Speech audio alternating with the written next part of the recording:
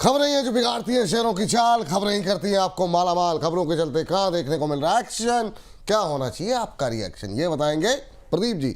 खबर बताएंगे हम और निर्णय लेंगे आपकी खरीदे बेचे या फिर बने रहें। तो एक एक करके तमाम धुआंधार शेयर लेकर के आते हैं और पूछने की, जानने की, समझने की कोशिश करते हैं कि क्या करना चाहिए इन शेयरों में।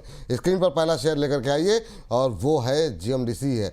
इंट्राडे में 19% से ज़्यादा की आज मजबूती देखने को मिल रही है। धुआंधार प्रदर्शन यहाँ पर जीएमडीसी का देखने को मिल रहा है। पावन हफ्तों के नए उच्चतम स्तर अब यहाँ पर बनते हुए दिखाई दे रहे हैं और नया 52 वीक हाई इसने 745 का आज लगाया है। अब क्या स्ट्रेटजी होनी चाहिए, क्या प्लानिंग होनी चाहिए, ये पूछते हैं प्रदीप जी से। अप्रैल में अब तक 26% की रैली यहाँ पर ऑलरेडी आ चुकी है। प्रदीप सिंह, और ज़्यादा अपसाइड की गुंजाइश है क्या? क्या यहाँ पर नई खरीदारी की जा सकती है? जीएमडीसी मुझे याद है आपने शुरुआत की थी, इस पर अच्छी रैली भी रही, 700 के ऊपर के लेवल देखने को मिले, 3 साल में 400% का रिटर्न, वाह। लेकिन उसके बाद फिर नीचे आया, अब फिर दोबारा रैली आ रही है। आपका व्यू पॉइंट जीएमडीसी पे? 450 से हमने बात करना स्टार्ट किया था इसमें, और आज देखते देखते 740 आ गया। मुझे लगता है कि शॉर्ट टाइम में अगर किसी को प्रॉफिट बुक करना है तो एक बार डेफिनेटली आप प्रॉफिट बुक करने के बारे में सोचिए। स्टॉक का टारगेट आपको 950 एंड अबव आना चाहिए, लेकिन वो तो एक बार अभी इजीली नहीं आते हुए दिखाई देंगे, ऐसा तो नहीं हो पॉसिबल है।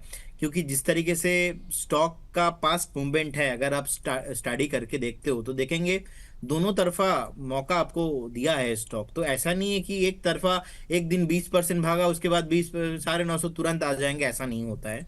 ऑब्वियसली स्टॉक मार्केट है, एंड जिस तरीके से आज स्टॉक ने मूव दिखाया है, मैं समझता हूँ कि अच्छा मूव ऑलरेडी हो गया है। एक दिन में 20% ऑलरेडी आपात सर्किट के आसपास आ भी चुका है। प्रॉफिट बुक कर लीजिए, फिर से नीचे मिलेंगे तो एक बार बाय करने के बारे में सोचेंगे। और अगर किसी का व्यू लॉन्ग टर्म है, जैसे कि हम 950 के बाद कर रहे हैं, तो आप बिल्कुल बने रहिए, आपको बेचने की कोई जरूरत नहीं है। जितना बाय सेल करेंगे उतना ज्यादा आपका स्टेडी जो है शॉर्ट टर्म कैपिटल गेन उतना लगेगा। तो होल्ड कीजिए, बने रहिए स्टॉक के साथ। होल्ड कीजिए, बने रहिए। और नई खरीदारी अभी नहीं करनी है ना सर, क्योंकि भाग गया न्यू काफी। बाइंग तो विपुल जी आज नहीं करना है, क्योंकि इतना ऊपर है, अल्टीमेटली वैल्यूएशन कंफर्ट नहीं मिल रहा है। ठीक है सर। चलिए अगली कंपनी लेकर के आइए और यहाँ पर भी अपडेट्स निकल करके आई है जीएमआर एयरपोर्ट को लेकर के।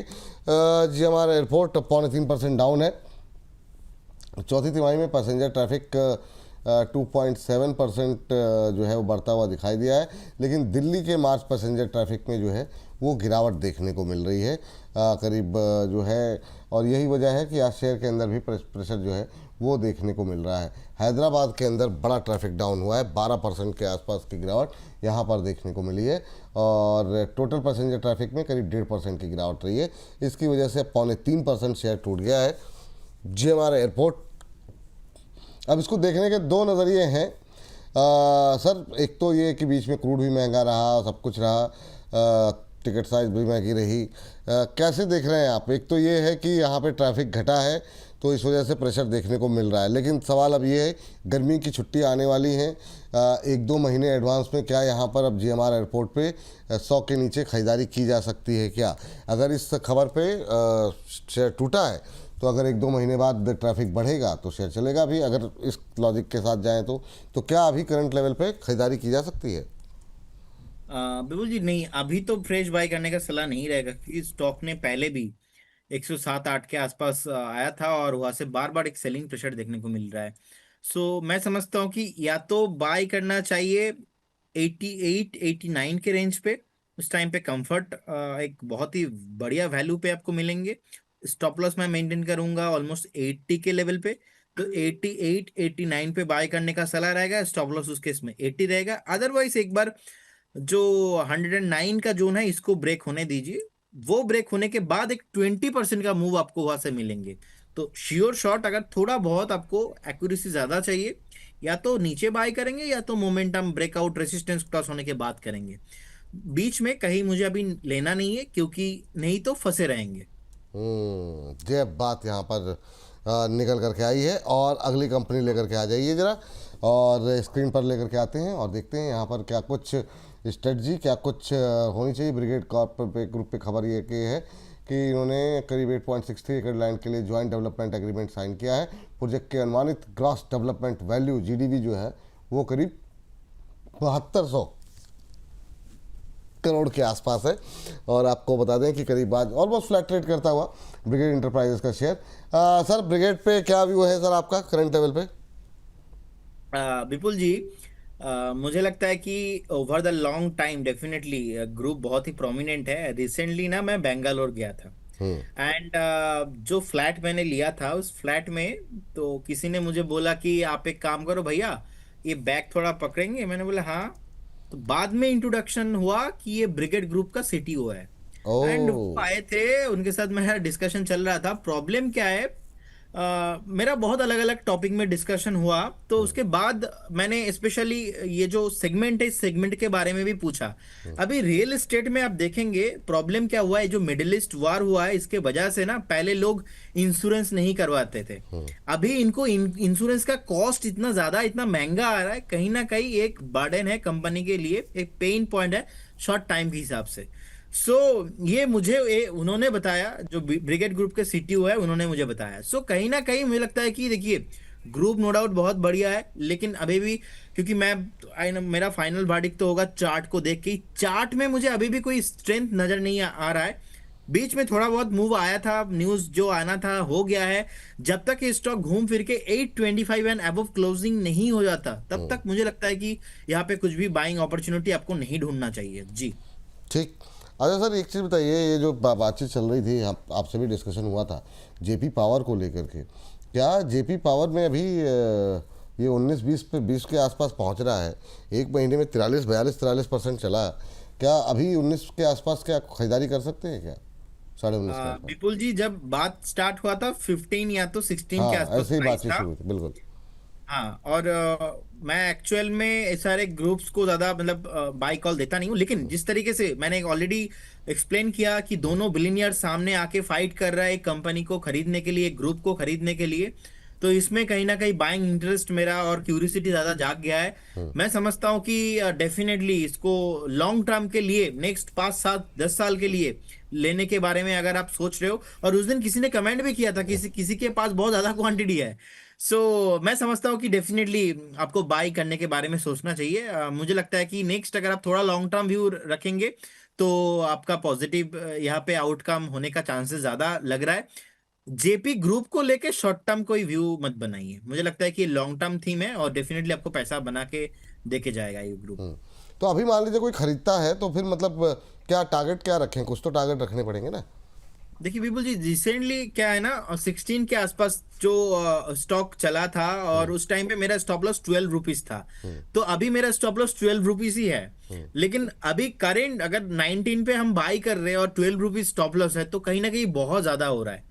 या तो ब्रेकआउट के बाद खरीदेंगे, वो ब्रेकआउट आपको दिखाएंगे एक बार अबव 26 27 के ऊपर, या तो हम थोड़ा बहुत खरीदेंगे इसको फिर से 14 15 के अराउंड। ठीक। स्टॉप लॉस सेफ ही रहेगा। बीच में खरीदेंगे तो वो वैल्यूएशंस के हिसाब से कंफर्ट नहीं होता है। चल। सेकंड थिंग, जब आप बाय कर रहे हो ये ग्रुप लॉन्ग टर्म वाला है ग्रुप, अगर वो आप ऐसे व्यू बना रहे हो तो फिर सही है, अदरवाइज ट्रेडिंग नहीं करना चाहिए इस ग्रुप में। ट्रेडिंग ना करें अभी यहाँ पर। चलिए अगली कंपनी लेकर के आते हैं, फार्मा सेक्टर से जुड़ी हुई कंपनी अरविंदो फार्मा में इस समय क्या करना चाहिए, क्या कुछ अपडेट्स हैं पहले वो दिखा देते हैं। मैकशाप डोमे सिंगापुर के साथ सीएमओ अग्रीमेंट जो है इन्होंने किया है, अग्रीमेंट पहले से था उसे एक्सटेंड किया है। सब्सिडरी थेरानिम बायोलॉजी के जरिए इस अग्रीमेंट को आगे बढ़ाया गया है। हालांकि शेयर में कोई खास मूवमेंट नहीं, ऑलमोस्ट फ्लैट ट्रेड करता हुआ। कंपनी ने एक अतिरिक्त प्रोडक्ट शेड्यूल भी साइन किया हुआ है। सर 1380 पे अरविंदो फार्मा कैसे देख रहे हैं आप? ओके विपुल जी, मुझे लगता है कि कहीं ना कहीं जिस तरीके का सिचुएशंस यहाँ पे है, अभी 1379 के आसपास का प्राइस है, बिल्कुल बने रहना चाहिए। अभी ऑलमोस्ट 1500 के आसपास का टारगेट निकल के आ रहा है। एक अच्छा खासा एक बॉटम पे रेंज बना है, रेंज पे बेस फॉर्मेशन हुआ है। वॉल्यूम बेस्ड बाइंग यहाँ पे लास्ट कुछ दिनों में आता हुआ मैं देख पा रहा हूँ, मैच्योर्ड बायर है। होल्ड करने का सलाह रहेगा। एक स्टॉप लॉस आपको यहाँ पे 1309 के आसपास मेंटेन करना चाहिए इजीली। मुझे लगता है कि जो रिसेंट टॉप बना था 1580 के ऊपर, वो भी आपको आते हुए दिखाई देंगे। चलिए अगली कंपनी जरा स्क्रीन पर लेकर के आ जाते हैं और देखते हैं वहाँ पर क्या कुछ अपडेट्स। यहाँ पर Rubicon Research Arena Life Science में 85% इक्विटी खरीदने का ऐलान यहाँ पर किया गया है। इस डील में अरीना का एंटरप्राइज वैल्यू करीब 200 करोड़ रुपए यहाँ पर आका गया है। चलिए, तो ये बात यहाँ पर निकल के आई है। अभी 870 के आसपास चल रहा है, 6% की तेज़ी है। हालांकि थोड़ा सा लो वॉल्यूम शेयर है। तो सर, अगर टिप्पणी करना चाहें तो करें, कोई इस पे लिए कोई दबाव नहीं है। आपकी सलाह क्या रहेगी? Rubicon research, right, okay. हाँ। अभी कंटिन्यूअसली हायर हाई फॉर्मेशन है विपुल जी, बिल्कुल बहुत ही बढ़िया चार्ट पैटर्न है, मुझे लगता है कि बने रहना चाहिए। मैं एक बात देख लेता हूँ, इसका मार्केट कैप क्या है। मार्केट कैप भी 14,000 करोड़ है, बहुत बढ़िया। अब बिल्कुल बने रहना है, क्योंकि सम टाइम क्या होता है ना, मार्केट कैप 500-700 करोड़ होता है तो मैं टोटली इसको इग्नोर कर देता हूँ। उसमें इन्वेस्टर्स का ज्यादा नुकसान होने का चांसेस रहता है, लिक्विडिटी का प्रॉब्लम रहता है, लेकिन स्टॉक में लिक्विडिटी का ज्यादा प्रॉब्लम नहीं लग रहा है मुझे। बिल्कुल बने रहना चाहिए, और कंटिन्यूअसली जिस तरीके से हायर हाई फॉर्मेशन इसमें है, होल्ड कीजिए, बने रहिए। 810 का आसपास का 810 एक स्टॉप लॉस मेंटेन कीजिए, बने रहिए। इजीली करेंट जोन से भी 25 to 30% का अपसाइड मैं देख पा रहा हूँ। जब बात यहाँ पर निकल के आई है। सर, एक अगली पे बात करें, अगली खबर पे आए उससे पहले रचित जी का एक जो है कॉल आई है, वो भी डिस्कस कर लेते हैं। काफ़ी देर पहले आई थी, मैंने ध्यान नहीं दिया। वो कह रहे थे कि ड्रेजिंग कॉरपोरेशन को लेकर के वो कह रहे हैं कि अभी आप खरीद के जा सकते हैं, इसको एक बार दिखा दीजिए स्क्रीन पर। तो वो जो है ड्रेजिंग कॉरपोरेशन पे 950-88 पे आसपास खरीदने की सलाह है। और 998-1080 दो टारगेट उन्होंने यहाँ पर ड्रेजिंग कॉरपोरेशन पर दिए हैं। अभी के लिए जो है आप देख सकते हैं स्क्रीन पर, अभी जो है करीब 6% के आसपास की मजबूती देखने को मिल रही है। 998 पहला टारगेट, 1080 दूसरा टारगेट। ये दो टारगेट्स के लिए खरीदारी करके चलने की सलाह है। मेंशन उन्होंने टाइमिंग की नहीं की है कि कितने समय के लिए है, लेकिन ये फिलहाल के लिए अपडेट्स है। 6% के आसपास की मजबूती, 998-1080 दो टारगेट उन्होंने दिए हैं। 960 के आसपास फिलहाल चलता हुआ। ये बात यहाँ पर निकल करके आई है। अब अगली कंपनी लेकर के कुछ कह रहे हैं सर? जी सर। जी, उन्होंने टाइमिंग नहीं किया, मुझे लगता है कि जनरली एक हफ्ता का हाँ, व्यू ऐसे ही होना चाहिए। वो मैंने रहना भी चाहिए। पूछा नहीं उनसे, क्योंकि मैंने देखा काफ़ी उन्होंने 2:15 के आसपास किया था, 17-18 मिनट हो गए। देखिए, तो उनको पता ना, वो तो मेरा टाइमिंग नहीं कर रहा है, मैं उनका टाइमिंग करके दे रहा हूँ। हाँ, ये बात, ये बहुत शानदार सर। ये जो मतलब कर रहे हैं ना आप लोग, बड़े भाई छोटे भाई, बहुत शानदार। चलिए, स्क्रीन पर लेकर के आते हैं अगली कंपनी। और अलकार्गो टर्मिनल, यहाँ पर भी मार्च टोटल वॉल्यूम में 4% की बढ़त देखने को मिली है। आज जो है 3.5% की तेज़ी देखने को मिल रही है। लास्ट ईयर के मुकाबले यहाँ पर बढ़त अच्छी रही है, लेकिन अगर एमओएम बेसिन के बेसिस पे देखें, पिछले महीने के मुकाबले अगर देखें तो 2% की मामूली बढ़त है, लेकिन शेयर में अच्छा मोमेंटम। सर, अलकार्गो टर्मिनल अगर आप बता सकें, छोटा शेयर है, 25-26 रुपये का, काफ़ी लोगों का इंटरेस्ट रहता है सस्ते शेयरों में। आप कैसे देख रहे हैं इसे? कोई संभावनाएं हैं क्या यहाँ पर? बिल्कुल जी, थोड़ा लिक्विडिटी का इशू इसमें है, तो ओके। मुझे लगता है कि कहीं ना कहीं इसको एक बार इग्नोर करना चाहिए। इसमें पेनी स्टॉक के तौर पे लिस्ट में ही आ जाएगा। ठीक। उछाल में, कोई भी उछाल में एग्जिट होने का व्यू बनाइए। चलिए, एक शेयर सर जाने से पहले देख लीजिए, दो शेयरों पे खाली राय, वो भी सस्ते शेयर ही हैं। एक तो है आर पावर, काफ़ी क्वेरीज हैं और काफ़ी ज़्यादा जो है टेक्निकल बेसिस पे आपको क्या लग रहा है, एक महीने में जिस तरीके से 29-30% चला है, क्या अभी भी यहाँ पर अपसाइड की संभावनाएं हैं? पहला सवाल। और दूसरा है ओला पे लेकर के अभी क्या करना चाहिए? राय हमको पता है आपकी, लेकिन फिर भी मेरा कर्तव्य है पूछना, आर पावर पे अभी क्या करना चाहिए? ओला से एक बार एग्जिट हो जाइए, और आर पावर से भी एक बार एग्जिट होने का सलाह रहेगा। दोनों कचरा स्टॉक है। अब देखिए, सम टाइम कचरा आपको अच्छा लगता है क्योंकि वो बाउंस करता है, थोड़ा आपको वो एटीट्यूड दिखाता है, थोड़ा शाइनी लगता है, लेकिन ऐसा नहीं है कि वो चल रहा है मतलब वो आपको पोर्टफोलियो के लिए अच्छा है, पोर्टफोलियो के लिए हेल्दी नहीं है। वो स्टॉक आपको हार्ट अटैक आपको करवा सकता है, ऐसा काउंटर है ज्यादा, अगर आपका पैसा इन्वेस्टेड है तो। मुझे लगता है कि दोनों स्टॉक से उछाल में, कोई भी उछाल में एग्जिट होने का व्यू बनाइए।